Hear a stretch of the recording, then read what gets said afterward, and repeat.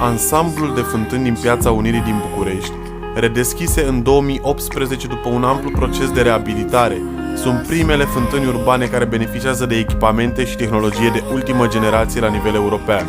Fântânile bucureștene au creat un nou record mondial, fiind recunoscute, omologate și catalogate de World Record Academy, drept cel mai lung șir de fântâni coregrafice sincronizate din lume, având o lungime de 1,4 km și un volum total al apei de 16.200 de metri cubi.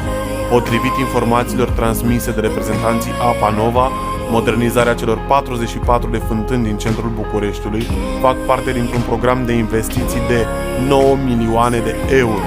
De la deschidere până în august 2019 au avut loc 70 de show-uri Sinfonia Apei, la care au participat peste 219.000 de turiști și bucureșteni.